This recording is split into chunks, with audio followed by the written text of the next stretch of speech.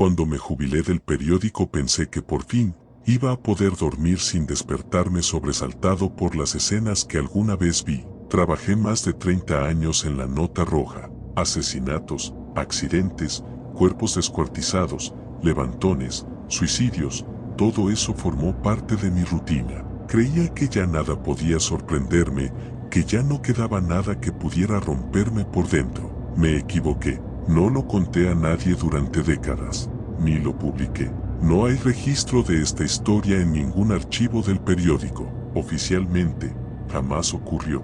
Pero todas las noches, a la misma hora, sigo despertando con el mismo olor a sangre, con las mismas voces susurrando mi nombre desde la oscuridad. Esto pasó en 1998. En aquel tiempo trabajaba para un diario local de la ciudad. No voy a decir cuál, porque todavía hay gente que podría reconocer algunos detalles.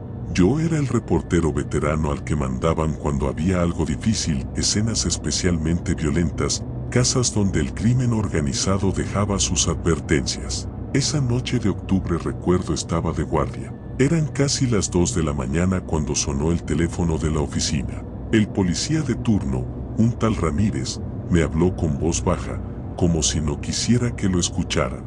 Me dijo, hay un asunto en la colonia San Gabriel, número 17 de la calle Álamo. Pero te lo digo de una vez, si puedes, no vengas solo. ¿Un homicidio?, le pregunté, mientras agarraba mi libreta. Del otro lado hubo un silencio incómodo. Dijo por fin, los muchachos no quieren subir, ni los forenses. Dicen que el MP anda en chingas y que mejor vayan ustedes primero. Eso era lo más extraño. Lo normal era que nos pidieran que no estorbáramos, que esperáramos detrás de la cinta amarilla, pero esa vez querían que los reporteros llegáramos antes que todos, como si les diera miedo entrar solos. No avisé a nadie, era necio, llevaba años entrando a lugares peores. Tomé mi cámara, mi grabadora vieja y las llaves del coche. El fotógrafo de guardia, un chico nuevo llamado Moreno, estaba dormido en una silla, con la cabeza recargada en el escritorio. Abrió los ojos de golpe. ¿Otra vez homicidio? Parece que sí, y algo más. Pero vamos que se nos hace tarde. La colonia era de esas que se quedaron a la mitad, ni pobre del todo ni rica del todo. Calles de asfalto cuarteado, casas de 2 pisos, rejas oxidadas, perros flacos ladrando detrás de portones. Cuando llegamos, la calle Álamo estaba prácticamente desierta, iluminada solo por unas lámparas amarillentas que hacían ver todo como una foto vieja. Recuerdo que vimos la patrulla a media cuadra, con las luces apagadas. A pocos metros, una ambulancia estacionada, también sin torreta encendida. Ninguno de los paramédicos estaba afuera. Qué raro, murmuró Moreno. Ni cinta de acordonamiento, ni curiosos. Y tenía razón.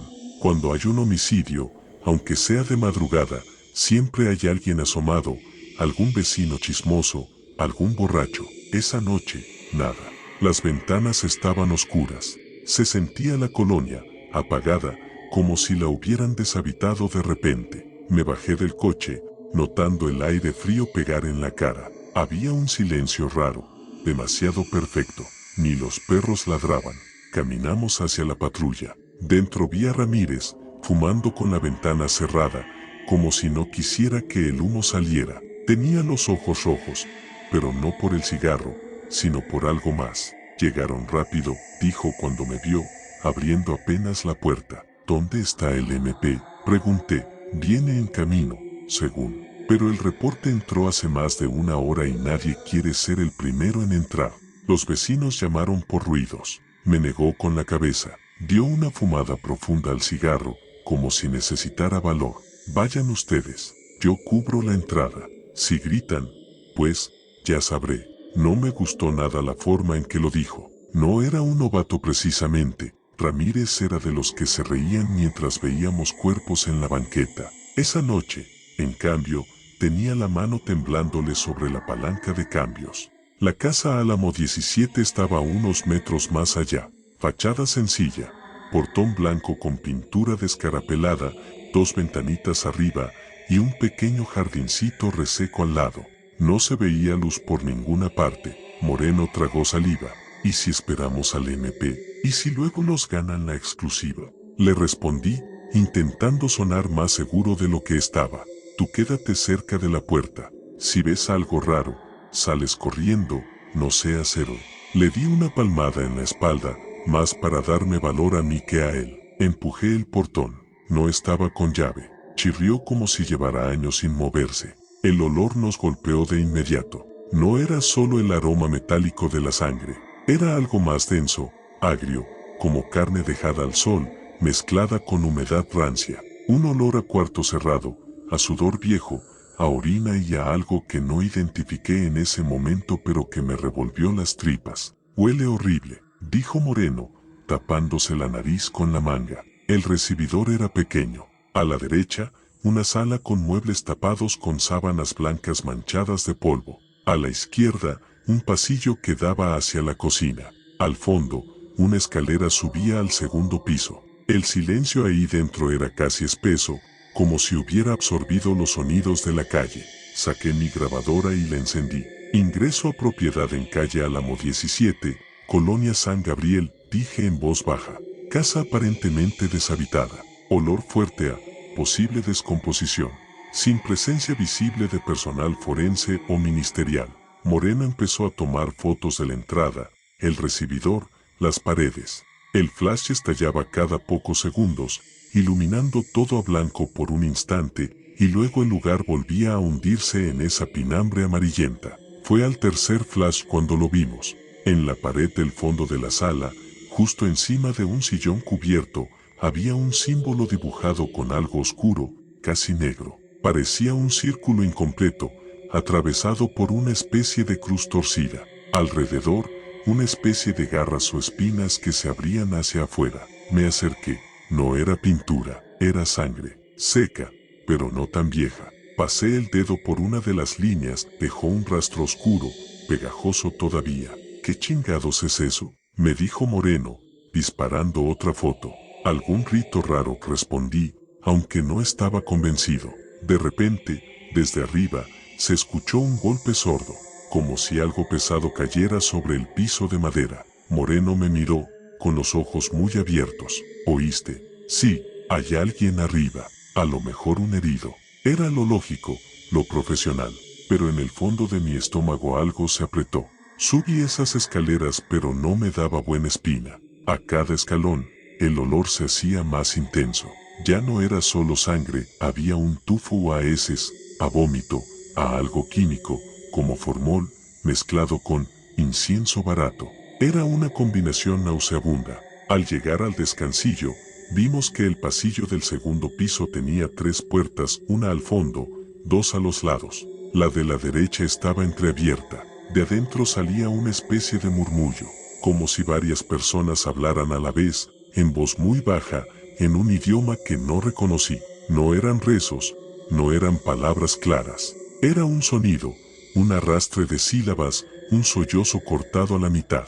Debe haber alguien ahí, dije, pero mi voz ya no sonó segura. ¿Y si es gente armada? Moreno estaba pálido. Si fueran armados ya habrían salido cuando escucharon la patrulla. O nos habrían recibido a balazos, contesté, aunque cada vez me creía menos a mí mismo. Di 2 pasos más y empujé la puerta. Lo que vi primero no fueron los cuerpos, fue el crucifijo. Colgado en la pared frente a la puerta, sobre lo que parecía ser una cama, había un crucifijo grande de madera, pero el Cristo estaba boca abajo, clavado al revés. Tenía la cara cubierta con una venda ensangrentada. Alrededor, más símbolos pintados con sangre, algunos frescos, otros ya resecos y cuarteados. Luego, sí, vi los cuerpos. Había 3, quizá 4, amontonados en un rincón, como si los hubieran tirado sin cuidado. 2 de ellos eran claramente adultos, hombres, en ropa interior, con cortes profundos por todo el torso y los brazos. La piel estaba llena de marcas como de cuchillo, pero no parecían tajos limpios, eran cortes irregulares, punzadas, líneas repetidas una y otra vez en el mismo lugar hasta dejar el hueso al descubierto. Uno tenía los ojos abiertos, mirando al techo, pero no había brillo en ellos. De acordarme se me enchina hasta la piel. Continuando, recuerdo que las cuencas parecían más hundidas, como si se las hubieran vaciado parcialmente. El tercer cuerpo, más pequeño, era de una mujer, o eso deduje por la forma del torso. Tenía el cabello pegado al cráneo por la sangre. No tenía lengua. La mandíbula estaba forzada hacia abajo con una especie de alambre oxidado, dejando la boca abierta, como un grito congelado. «¿Cabrón?», escuché a Moreno decir, casi sin aire. Entonces vi al cuarto. Estaba sentado en una silla en medio del cuarto, atado de muñecas y tobillos. Era un hombre mayor, quizá unos 60 años. Tenía todavía un ojo abierto, completamente en blanco, el otro colgaba hacia la mejilla, unido apenas por un hilo de piel y nervios. La piel de la cara estaba llena de cortes, y los labios se los habían arrancado. Solo quedaban los dientes y la encía seca, como una sonrisa eterna de calavera. Y sin embargo, estaba respirando. Lo vi claramente, el pecho subía y bajaba, con dificultad, pero se movía. Un sonido ronco, como un estertor, salió de su garganta. «Está vivo», exclamó Moreno, dando un paso adelante. Lo agarré del hombro.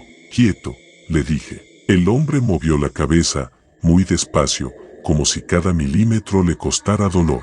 Su ojo blanco trató de enfocar algo, pero era inútil. Aún así, su respiración se aceleró cuando notó nuestra presencia. Empezó a emitir un sonido horrible, como un intento de hablar sin labios, un gruñido ahogado. Me acerqué despacio. «Tranquilo, somos periodistas», dije, sabiendo que sonaba ridículo. «Ya viene la ambulancia, ya viene la policía». Al decir policía tuvo una reacción extraña. El pecho se le sacudió y de su garganta salió un sonido que, por un segundo, casi juré que era una risa. Una especie de sollozo ahogado que terminaba en un gorgoteo burbujeante. En ese momento, la grabadora que traía en la mano se apagó sola.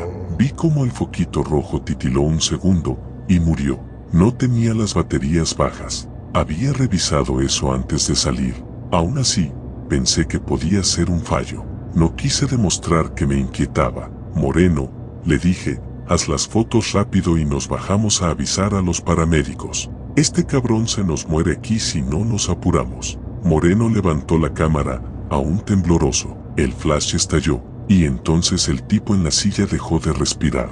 Se quedó inmóvil, el pecho contraído a medias, como si algo lo hubiera apretado desde dentro. Su ojo blanco se clavó en un punto detrás de mí. Sentí un frío en la nuca, como si alguien hubiese exhalado ahí mismo. El silencio se hizo tan abrupto que dolió. «¿Qué pedo?», me dijo Moreno. En ese momento, algo cambió en el cuarto. No hubo un ruido evidente, fue más bien un peso en el aire, como si algo hubiera entrado con nosotros sin necesidad de puerta. Una presión en los oídos, en la cabeza. El olor se intensificó de golpe, hasta el punto de marearme, y entonces empezaron los susurros. Al principio, creí que venían de la calle, luego, del pasillo, pero no venían de todos lados al mismo tiempo. Voces muy bajas, en un murmullo constante, como si 100 personas hablaran al oído sin articular palabras completas. Noté que Moreno empezó a girar sobre sí mismo, buscando el origen.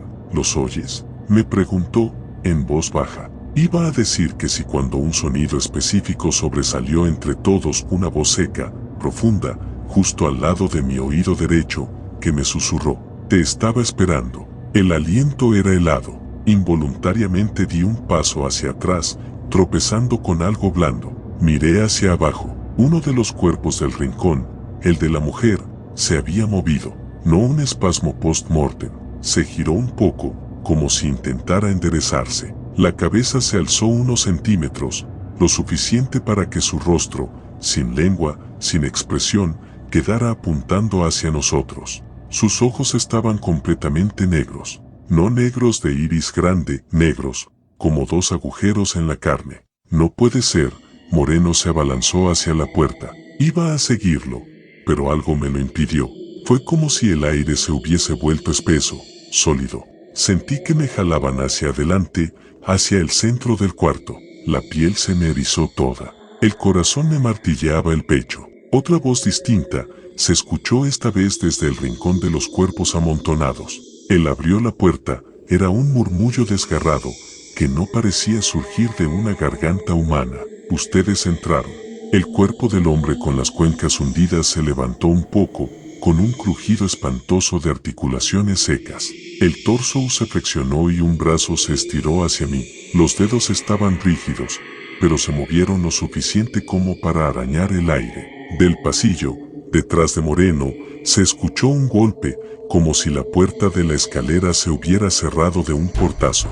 Gritó: «Está cerrada, no se abre». Traté de correr hacia él, pero cada paso era una lucha. Sentía algo alrededor de mis tobillos, como manos invisibles aferrándose, tirándome hacia abajo. Las voces crecían en intensidad, superponiéndose, hasta convertirse en un zumbido insoportable. «No debieron entrar», dijo otra voz, esta vez desde el crucifijo invertido. «Él ya no vive aquí, ahora vive abajo». El Cristo boca abajo empezó a derramar algo. Lo vi con claridad. De debajo de la venda ensangrentada que le cubría el rostro, empezó a gotear un líquido oscuro, espeso, que no era solo sangre. Eran como pequeños hilos negros, aceitosos, que caían sobre la cama y se extendían como raíces, trepando por las patas, por las sábanas manchadas. Una de esas raíces llegó hasta el pie de uno de los cuerpos tirados. Apenas lo tocó, el cuerpo se sacudió como si le hubieran dado una descarga eléctrica. «Viejo, esto no es normal. Nos tenemos que largar». Moreno estaba dándole patadas a la puerta del pasillo. Yo intenté gritarle que se calmara, pero la voz no me salía. Una opresión en la garganta me ahogaba. Sentí algo frío subiéndome por la columna, vértebra por vértebra, como si me fueran abriendo desde dentro con un cuchillo helado. Entonces, el hombre en la silla habló. No tenía labios, la lengua estaba a medias, y aún así, su voz resonó clara en el cuarto, aunque la mandíbula apenas se movía. Sus ojos muertos giraron hasta donde yo estaba. Sentí que algo me arañaba por dentro del cráneo, como si una mano invisible estuviera buscando algo en mi memoria. En ese momento, todas las sombras de la habitación se contrajeron hacia un punto detrás del crucifijo invertido. La pared pareció hundirse, como si fuera de goma, y una oscuridad más densa que la noche empezó a formarse ahí, un círculo negro que se abría lentamente, como una boca gigantesca. El frío se volvió atroz. Mis dedos se entumecieron. El aliento se veía blanco cada vez que intentaba respirar. Moreno, al voltear hacia el cuarto, soltó un alarido que se me quedará grabado para siempre. Un grito de terror puro. «Animal. Viejo, ¿qué es eso?», me dijo. No supe qué contestar. De la abertura negra en la pared comenzaron a salir manos, o algo parecido. Eran alargadas, huesudas, de dedos imposibles, cada uno terminando en una uña larga, afilada, como una espina. No parecían manos humanas, pero tampoco eran garras de animal. Eran otra cosa. Se movían de una forma antinatural, articulando los dedos hacia ángulos que no debían ser posibles. Esas manos se extendieron por la pared, por el techo, por el crucifijo. Una de ellas pasó rozando mi mejilla. El frío del contacto fue tan intenso que sentí como si me hubieran puesto hielo seco sobre la piel. Me dejó una línea pálida que quemaba. Las voces, todas a la vez, escuché que me gritaron: «Quédense». Créanme que por primera vez en mi carrera, huí sin pensar. Me lancé hacia Moreno. Él seguía forcejeando con la puerta. Le di un empujón, y en lugar de resistirse, la puerta se dio de golpe, como si de repente algo la hubiera soltado desde el otro lado. Rodamos por las escaleras, golpeando contra los escalones de madera, sintiendo que nos íbamos a romper el cuello. Mientras bajábamos, escuché un sonido imposible detrás de nosotros, el arrastre de 1000 uñas sobre la pared, bajando con rapidez, persiguiéndonos. Una risa horrible, profunda, que resonó en toda la casa. Caímos al recibidor entre golpes y quejidos. Sentía un brazo entumecido, la rodilla ardiéndome. «Levántate», le grité a Moreno, jalándolo del cuello de la camisa. Casi lo arrastré hasta la puerta de salida. Cuando la empujé, se abrió sin resistencia, como si nunca hubiera estado cerrada. El aire de la calle me golpeó en la cara, tibio en comparación con el frío de adentro. Los ruidos de la ciudad volvieron de golpe, un perro ladrando a lo lejos, el rumor de un coche pasando por una avenida cercana, el alumbrado débil de los postes de luz. Ramírez estaba fuera de la patrulla, apuntando con la pistola hacia la casa, temblando. ¿Qué chingados pasó? Gritó. Los escuché caer, escuché otras cosas. ¿Qué hicieron? No contesté, no podía. Me quedé parado en la banqueta, mirando la puerta entreabierta de la casa. El pasillo interior estaba oscuro, pero por un segundo, justo antes de que Moreno la cerrara de un portazo, vi algo al fondo del recibidor. No eran manos, eran ojos, docenas de ojos, abiertos en la oscuridad. Algunos humanos, otros no, parpadeando todos al mismo tiempo, mirándonos irnos. Y esa sensación inconfundible, viscosa, de que algo se había quedado con nosotros. El resto, digamos, es la versión oficial. Paramédicos entraron después, con los policías. Dijeron que encontraron los cuerpos como siempre, muertos, rígidos, sin movimiento alguno. El hombre de la silla había fallecido hacía al menos un par de horas. Nadie habló de crucifijos llorando, ni de símbolos satánicos, ni de sombras negras en la pared. Hasta hoy, es algo de lo más fuerte que me pasó, que me dejó marcado, y me perseguirá por el resto de mis días.